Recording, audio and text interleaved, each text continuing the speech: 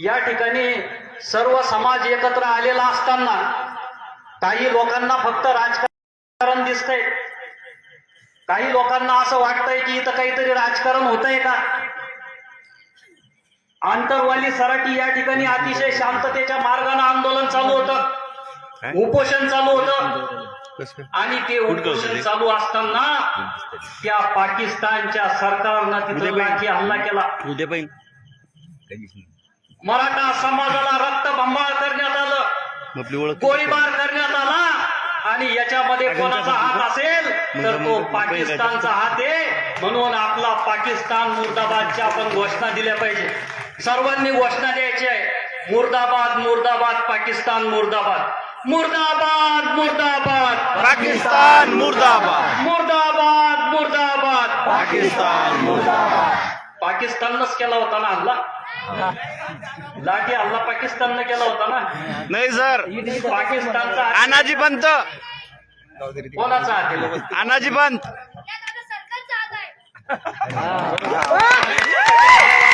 ऐका शिका त्याचं. त्यानं इतकं चांगलं भाषण केलं म्हणून मला सांगितलं. खरं म्हणजे माझी इच्छा होती की त्याचं परत एकदा भाषण ऐकावं म्हणून. मी आता बालू भाऊला बोललो होतो की आपल्याला त्याला परत बोलायला संधी देता येईल का.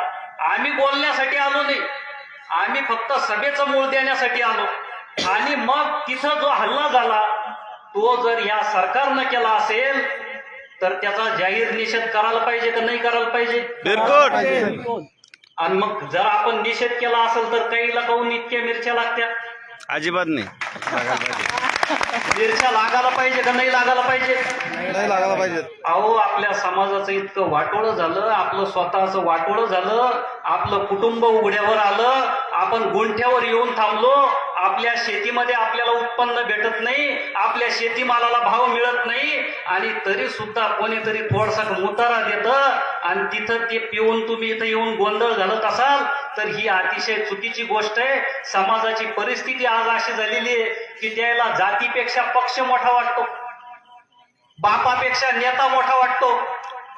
त्याच्या बापाला इथं तुमच्या छत्रपती शिवाजी महाराजाच्या पुतळ्यासमोर घेऊन खेटरानं मारलं तर त्या हरामखोर जे जे गोंधळ घालत होते त्याला लाजा वाटणार नाही, त्याला वाईट वाटणार नाही.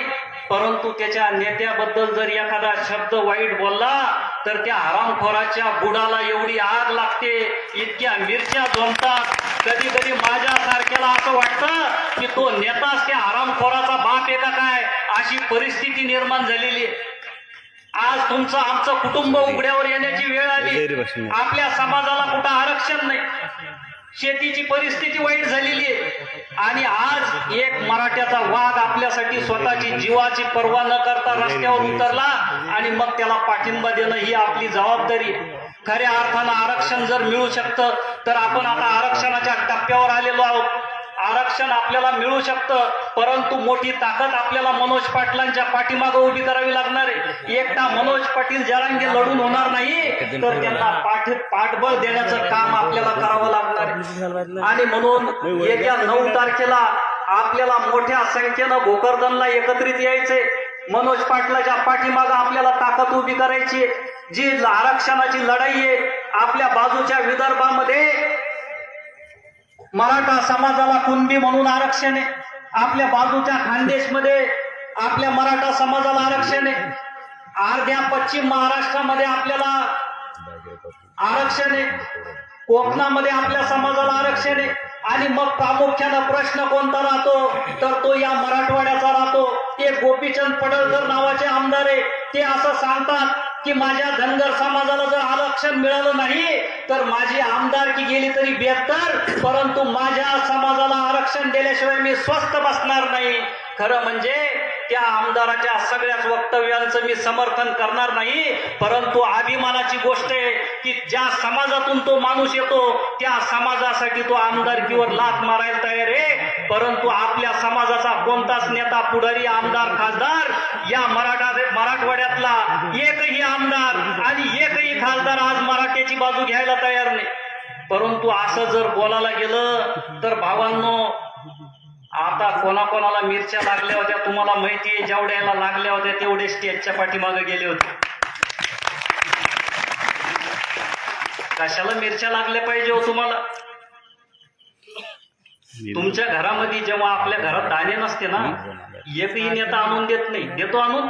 वळवाडी पब्लिक. आपल्यासाठी कोणी दादा येणार नाही, भाऊ येणार नाही, आपल्यासाठी कोणी काका येणार नाही. आणि मग आपली लढाई आपल्यालाच लढावी लागणार आहे. या लोक आपली बाजू घेणार नाहीत. आपली बाजू का घेणार नाहीत? कारण यांनी इतकी गडगंज संपत्ती कमवलेली आहे की यांच्या 50 पिढ्या बसून खातील इतकी संपत्ती ह्या लोकांनी कमवलेली आहे. आणि मग ते तुमच्या आमच्यासाठी रस्त्यावर येणार नाही, तुमच्या आमच्यासाठी लढणार नाही. तुमच्या आमच्यासाठी लढणारा नेता कोण आहे? तर तो मनोज पाटील जरांगे. स्वतःच्या जीवाची पर्वा त्या माणसानं केली. इतका निस्वार्थ मराठा समाजाला योद्धा. याच्यानंतर यापूर्वी अनेक वर्षानंतर असा नेता तयार झाला. चर्चा करत असताना तुम्ही बघितलं असेल, त्यांनी सगळ्यांच्या समोर चर्चा केली, माईकवर चर्चा केली, बंद खोलीत गेले नाही. त्यांना विनंती केली गेली की आपण पाठीमागं बसू. गेले का ते? कोणीतरी कानात बोलायला लागलं. काय सांगितलं त्यांनी? कानात कुसूर कुसूर करू नका. आपलं कसं आहे, सासूचं सुनाचं काहीतरी झालं की सासूचं पहिले असं होतं की सून सासूचं काहीतरी सांगत होती. आता सासूला सुनाचं काहीतरी दुसऱ्याच्या कानात सांगणं पडतं आणि हळूहळू आवाजात सांगणं पडतं. परिस्थिती बदलली. सास भी कभी बहू थी अशी एक जुनी मालिका होती. त्या पद्धतीनं दिवस बदललेले आहेत. आणि म्हणून अलीकडच्या काळामध्ये झपाट्यानं परिस्थिती बदललेली आहे. आपल्याला जर का आरक्षण मिळवायचं असेल तर मनोज पाटील जरांगे यांनी ज्या पद्धतीनं आपल्या सगळ्यांच्या समोर चर्चा केली, कोणाला कानात बोलू दिलं नाही, सगळ्यांना सांगितलं आपल्याला जे काही बोलायचं असेल ते सगळ्या समाजाला ऐकू द्या, माईकवर बोला, मी कुठेही मागे येणार नाही. खरं म्हणजे त्यांना कितीही संपत्ती कमवता आली असती, परंतु त्या माणसानं काय केलं भावांनो? स्वतःच्या 4 एकर जमिनीतली 2 एकर जमीन समाजासाठी विकली, परंतु कोणाकडून 1 रुपया सुद्धा घेतला नाही. आता सुद्धा आंदोलन झाल्यानंतर अनेक जणांनी त्यांना म्हटलं की आम्ही आंदोलनासाठी तुम्हाला निधी देतो, परंतु त्यांनी सांगितलं की मी समाजाचा 1 रुपया सुद्धा घेणार नाही, कुणाचाही 1 रुपया घेणार नाही. असा निस्वार्थ साठी आम्ही तुमच्याकडे आलेलो आहे. खरं म्हणजे आता बोलत असताना काही जणांनी मत व्यक्त केले. मुलांचे मत मी ऐकत होतो, अतिशय अभ्यासपूर्ण आणि इतकं छान ते बोलत होते. एक जण सांगत होता, काही जण म्हणत होते की आपण आपल्या आमदार खासदारांना गावामध्ये प्रवेश बंदी केली पाहिजे, काही सांगत होते मतदानावर बहिष्कार टाकला पाहिजे. परंतु आपल्याला मतदानावर बहिष्कार टाकून चालणार नाही. तर जे आपले लोक प्रतिनिधी असतील, मराठवाड्यामध्ये असणारे सर्व आमदार असतील, सर्व खासदार असतील, ते जर आपली बाजू घेत नसतील तर ह्या हरामखोरांना आपण आपली मतदानाची पेटी बंद केली पाहिजे.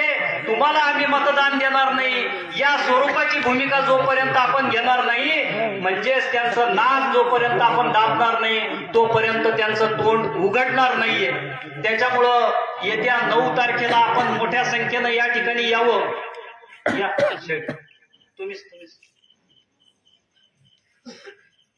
या सभेला आपण मोठ्या संख्येनं यावं, यासाठी आम्ही या सभेचं मूळ घेऊन आपल्यापर्यंत आलेलो आहे. सभेचं मूळ दिल्याच्या नंतर सभेचं मूळ कधी दिलं जातं? मूळ कधी देतो आपण?